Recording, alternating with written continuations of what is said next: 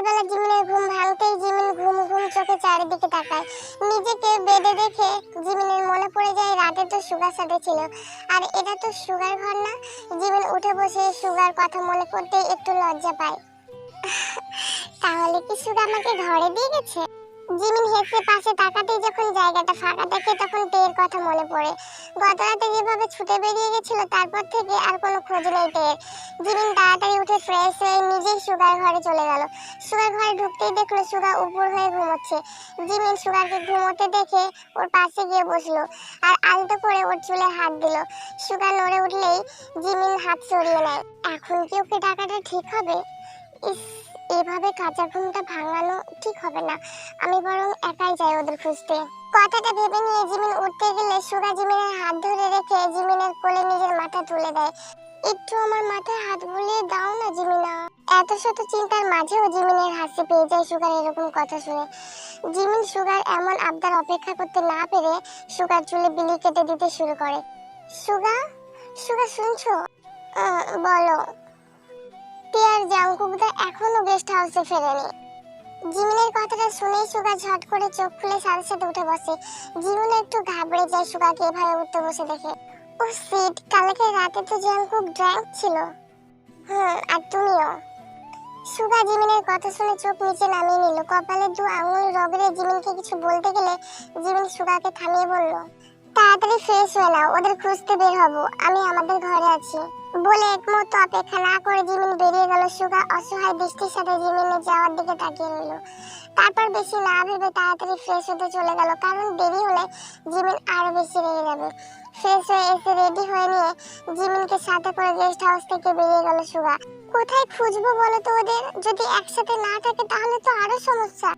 সেটাই তো, একসাথে যদি না থাকে তাহলে জাংকুকের অবস্থা কেমন হবে এটা ভেবেই আমার ভয় লাগছে। এটা জিমিনকে বললেও আরো টেনশন করবে। না থাক, কিছু বলবো না এখন। কি হলো, কি ভাবছো সুগা? না কিছু না, জাংকুক রোডে উঠেছিল, সো রোড ধরে আমাদের যাওয়া উচিত, কারণ এখানে রোডের ধারে রেলিং ঘেঁষে অনেক বসার জায়গা আছে। আচ্ছা। হঠাৎ করে পেয়ে ঠান্ডা বেশি লাগায় সে জড়সড় হতে শুরু করে, আর এমন সময় থেকে কেউ পরম যত্নে নিজের বুকে ভালো মতন আগলে নেয়। আবেগের বশে তেও তাকে জড়িয়ে ধরে, কিন্তু কিছুক্ষণ পর ঘুমের রেস একটু কাটাতে তে চোখ মেলে ভালোভাবে তাকায়। জাংকুক, আমি সারা রাত ওনার বুকে এভাবে ঘুমিয়েছিলাম এখানে। তে রাতে কথা মনে পড়ে লজ্জায় কুকড়ে যেতে শুরু করে। জাংকুকের বুকে সে মুখ লুকায়। তো আমি ছাড়া এখানে কি আছে শুনি?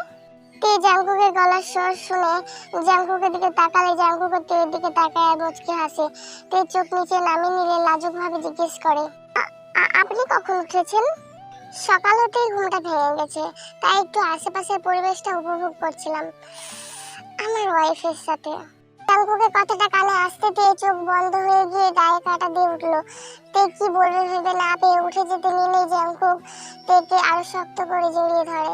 আমি উঠতে বলেছি তোমাকে? ফিরবো না গো গেস্ট হাউসে, রাতে তো ফিরিনি। জিমিন সুগা হয়তো আমাদের জন্য চিন্তা করছে।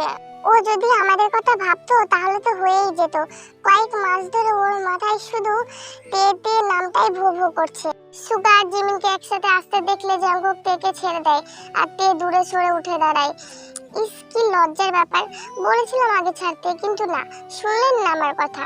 বলি তোদের কি ঠান্ডা লাগে না এই শীতে সারা রাত এভাবে কাটিয়ে দিলি? জাংকুক জিমিনের কথা শুনে হুট করে দাঁড়িয়ে তেকে পিছন থেকে জড়িয়ে ধরে বলে, আমি ছিলাম তোকে গরম করার জন্য। একদম বেহায়া, এটা কোনো উপায় হলো সবাইকে সবটা জানানোর? উফ, পুরোই নির্লজ্জ। আচ্ছা, এই ব্যাপার তাহলে। ইয়েস, তোরা এত সকাল সকাল কি করছিস এখানে? সুগা জাংকুকের কথা শুনে বাঁকা হেসে পিছন থেকে এক হাত জিমিনের কোমর জড়িয়ে ধরে আর এক হাত জিমিনের গলা হয়ে কাঁধে রাখে। জিমিন একটু চমকে গেলে সুগা জিমিনের কাঁধে চিবুক রেখে হেসে বলে, এই একটু তোদের খোঁজার বাহানায় প্রেম করতে বেরিয়েছি। তে আর জাংকুক একে অপরের দিকে হেসে তাকালো। এই দেখে জিমিন চোখ রাঙিয়ে সুগার দিকে তাকায়। সলি না জিমিনা। সুগা বাচ্চাদের মতো ঠোঁট উল্টে জিমিনের ঘাড়ে মুখ গুজে ফেলে। সেই দেখে জিমিনও হেসে ফেলে। তে আস্তে করে বলে, কি কিউট না? হুট করে সাথে সাথে জাংকুক তের গালে ঠোঁট ছুঁয়ে দিলে তে জাংকুকের দিকে অবাক চোখে তাকালে জাংকুক বলে, আমিও কিউট। ঠিক আছে, এবার আমাদের ফেরা উচিত, কারণ স্যার ম্যাডামরা যদি জানতে পারে তাহলে বলে দেখতে বেরিয়েছিলাম, সিম্পল। আমি এখন গেস্ট হাউস যাচ্ছি না। ঠিক আছে তোরা থাক, আমরা ফ্রেশ হয়ে এসে তোদের জয়েন করছি, ততক্ষণ একটু তুইও প্রেম করে নে, আমিও করে নিচ্ছি। Thank you. বউ চলো তাহলে। ধ্যাত, তে জাঙ্কুকে থেকে নিজেকে ছাড়িয়ে নিয়ে চলে আসে। লজ্জার মাথা খেয়ে বসে আছে লোকটা। জাঙ্কুক তের পিছন পিছন এসে তেকে বুকে আগলে নেয় হাসতে হাসতে। অসভ্য ছিলে জানতাম, তার নির্লজ্জটা কবে থেকে হলে শুনি? কথায় কথায় এত রাগ দেখাও কেন? একটু ভালোবেসে বলতে পারো না? আহা, সব কম না, ছাড়ো এবার আমাকে। ছাড়ার জন্য তো ধরিনি জিমিন, একবার যখন ধরেছি তখন মৃত্যুর আগে পর্যন্ত ছাড়বো না। সুগা প্লিজ, কিসব আজে বাজে কথা। জিমিন কথাটা বলতে গিয়ে আটকে গেল, কারণ সুগা জিমিনের ঘাড়ে নাক ঘষে আলতো করে নিজের ঠোঁটের ছোঁয়া দিচ্ছে। জিমিন চোখ বন্ধ করে একটা নিঃশ্বাস নিয়ে জোর করে সুগার থেকে দূরে সরে এসে বলল, এটা একটা রাস্তা ইডিয়েট। লজ্জা পেয়ে জিমিন গিয়ে সামনে থাকা বেঞ্চে বসে পড়ল। সুগা বাঁকা এসে নিজের চুলটা একটু নাড়িয়ে জিমিনের পাশে গিয়ে বসে। তে গেস্ট হাউস ফিরে জাঙ্কুককে নিজের ঘরে জোর করে পাঠিয়ে ফ্রেশ হতে চলে এসেছে। বেশ কিছুক্ষণ ধরে শাওয়ার নিচ্ছে। নেওয়ার পর চুল মুছতে মুছতে বের হতে জাঙ্কুককে নিজের ঘরে দেখে তে চমকে ওঠে। আপনি? জাঙ্কুক এক মুহূর্ত দেরি না করে তের কাছে এসে তেকে নিজের সাথে মিশিয়ে নিয়ে তের মুখ চেপে ধরে। কিছুক্ষণ তেকে ভালো করে দেখার পর তের মুখ থেকে হাত সরিয়ে নিলে তের কপালে ঠোঁট ছোঁয়ালে তে চোখ বন্ধ করে নেয়। এখন থেকে আপনি না, শুধু তুমি। আপনি শুনলে আমি কিন্তু তোমার সাথে আর কথা বলবো না। আর আমাকে সবসময় জাঙ্কুক জাঙ্কুক কেন করো? কোনো সময় জান তো বলতে পারো, সময় সময় জান বলেও ডাকবে, ওকে? কথা শেষ করে জাঙ্কুক তের গালে ঠোঁট ছোঁয়ালে তে মৃদু কেঁপে ওঠে।